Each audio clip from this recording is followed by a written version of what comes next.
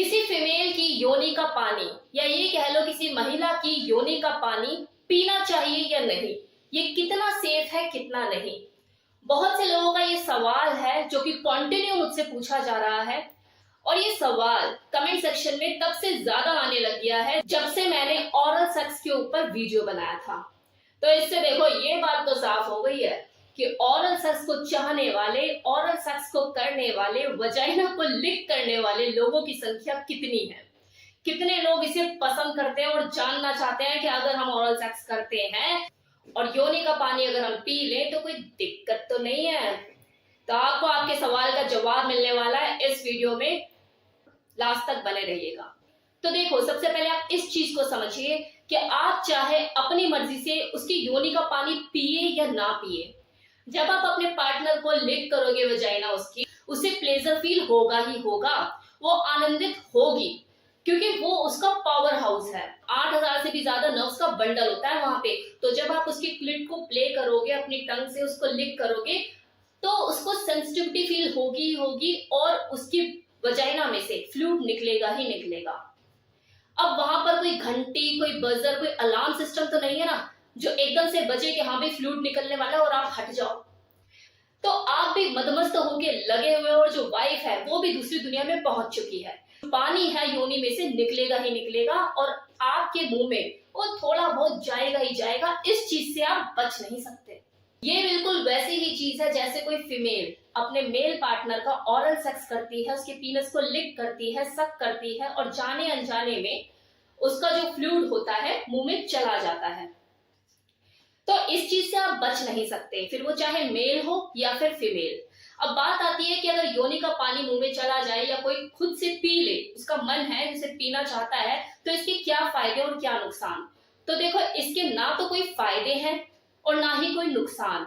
ऐसा नहीं है कि अगर आपने योनि का पानी पी लिया तो आप सुपरमैन बन गए और एक मुक्का मारोगे दीवार तोड़ के बाहर, तो ऐसा नहीं है। और हाँ देखो, नुकसान भी बस एक ही कंडीशन में है कि जिसका आप वजाइनल डिस्चार्ज पी रहे हो, योनि का पानी अगर आप पी रहे हो और उसकी जो मेडिकल हिस्ट्री है उसमें कुछ गड़बड़ है, उसे कोई इन्फेक्शन है, अंदरूनी कोई बीमारी है, वो हेल्दी फिट नहीं है, और अगर ऐसी कंडीशन में आपने उसका योनि का पानी पी लिया तो आपको दिक्कत हो सकती है, इन्फेक्शन हो सकता है, कोई सेक्सुअल ट्रांसमिटेड डिजीज भी आपको ट्रांसफर हो सकती है। जिस तरह से किसी हेल्दी फिट मेल का सीमन पीना किसी औरत को कोई नुकसान नहीं देता उसकी हेल्थ पॉइंट ऑफ व्यू से, सेम इसी तरह से अगर किसी फीमेल की योनि का पानी कोई मेल पीता है, अगर वो हेल्दी फिट है, स्वस्थ है, उसे अंदरूनी तौर से कोई बीमारी, कोई इन्फेक्शन नहीं है, तो कोई नुकसान नहीं है। और हाँ, एक चीज और कि अगर वो मल्टीपल पार्टनर से इन्वॉल्व है सेक्सुअली, तो भी सेक्सुअल ट्रांसमिटेड डिजीज होने के चांसेस बढ़ जाते हैं। क्योंकि हर कोई अपने माथे पर अपनी मेडिकल रिपोर्ट तो चिपका कर नहीं घूमता ना कि मैं हेल्दी हूँ, फिट हूँ, स्वस्थ हूँ। तो आप ओरल सेक्स करने का रिस्क देखो उसी के साथ ही उठा सकते हो जिसके बारे में आपको अच्छी तरह से पता है, उसकी फिजिकल और उसकी मेडिकल दोनों हिस्ट्री आपको पता है। अगर वो आपसे ट्रस्टवर्दी है, फेथफुल है, कीजिए ओरल सेक्स दबा के, कोई दिक्कत ही नहीं है। अब रह गई बात कि जो वजाइनल जूस जो होता है इसका कोई टेस्ट होता है या टेस्टलेस होता है, तो देखो इसका कोई स्वाद नहीं होता और ना ही इसके अंदर ऐसी कोई न्यूट्रिएंट वैल्यू होती है कि पीकर आप बब्बर शेर बन जाओगे। तो यहां तक तो मैंने आपको बताया कि किसी फीमेल की योनि का पानी पीना कितना सही है और कितना नहीं, और इसके क्या फायदे हैं क्या नुकसान। अब मैं आपको कुछ ऐसी चीजें बताने वाली हूँ जो आपके लिए बहुत फायदेमंद रहेगी, तो इस वीडियो को अब स्किप मत कीजिएगा। तो नंबर 1, जब कोई मेल किसी फीमेल की वजाइना को लिक करता है तो उसकी जॉ की भी एक्सरसाइज होती है। लेकिन हाँ, लिक करने का तरीका होना चाहिए, एक परफेक्ट फॉर्म में चीज होनी चाहिए। ऐसे नहीं कि लबड़ तबड़ करे जा रहे हो, ऐसे ना तो वो स्टिमुलेट होगी और ना ही आपकी जॉ की एक्सरसाइज होगी। अब वो तरीके क्या है वो मैं ओरल सेक्स वाली अपनी वीडियो में बता चुकी हूँ, आप चाहे तो जाकर देख सकते हैं। Now second point, maximum female enjoy करती ही है कि उसकी वजाइना को भी लिक करे, कोई सक करे, इसमें कोई दो राय नहीं है। जिसने आज तक नहीं ट्राई किया उसे पता भी नहीं लगेगा कि इसमें एंजॉयमेंट क्या फील होता है। लेकिन इस बात में कोई दो राय नहीं है कि जो एक बार करा लेती है तरीके से, उसका फिर बार बार मन करता ही है कि हाँ मेरे को कोई वजाइना को लिक करे। लेकिन ऐसा भी देखा गया है कि अगर कोई मेल जिसे पसंद नहीं है वजाइना को लिक करना, अगर वो एक बार कर ले उसके बाद वो खुद एडिक्टेड हो जाता है। उस आदमी का स्टेट ऑफ माइंड बिल्कुल चेंज हो जाता है। उस वक्त ना तो वो डोमिनेंट रहता है और ना ही सबमिसिव। बस उसका जो मेन फोकस होता है वो वजाइना को लिक करना, वो पॉइंट होता है। और उसकी इस एडिक्शन के पीछे सबसे बड़ी वजह जानते हो क्या है? कि जब वो अपने फीमेल पार्टनर की वजाइना को लिक कर रहा होता है, स्टिमुलेट कर रहा होता है, तो वो जो फीमेल होती है उसको एक जबरदस्त आनंद की अनुभूति हो रही होती है, वो प्लेजर फील कर रही होती है। और उस प्लेजर की वजह से उसके फेशियल एक्सप्रेशन चेंज होते हैं, उसकी मॉर्निंग निकलती है, वो सिस्कारियां भरना शुरू करती है। और जब वो उसकी सिस्कारियां, उसकी आहें, उसकी गर्म तेज सांसें, उसकी आवाजें जब उस आदमी के कानों में पड़ती है, उसकी ऐसे में उसकी जो ज्ञानेंद्री होती है, जिसे कानेंद्री भी कहते हैं, ये जागरूक होती है।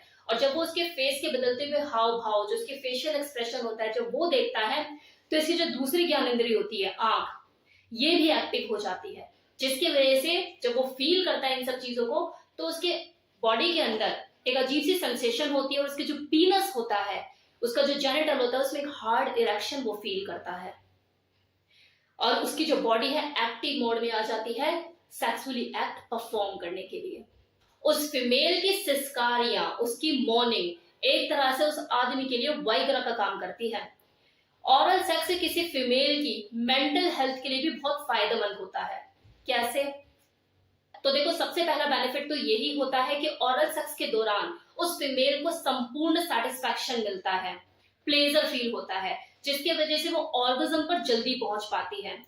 अगर उसको राइट वे में करने वाला कोई हो, तरीके से उसकी क्लिट के साथ टंग प्ले करने वाला हो, स्टिमुलेट करने वाला हो।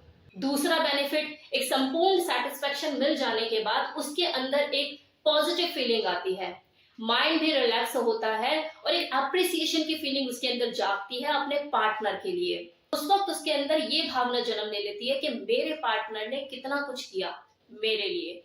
और वो कहीं ना कहीं मेंटली प्रिपेयर हो जाती है फिजिकली इंटीमेट होने के लिए, एक बार नहीं, बार बार होने के लिए। और उसके अंदर ये ख्वाहिश रहती है कि एक बार और, एक बार और एक बार और, कि वो कौन सा दिन आएगा जब मैं दोबारा फिजिकली इन्वॉल्व होंगी अपने हस्बैंड या अपने बॉयफ्रेंड, किसी के भी साथ, मतलब जिसके साथ वो इन्वॉल्व होना चाहती है, उसके अंदर ये फीलिंग आती है खुद से।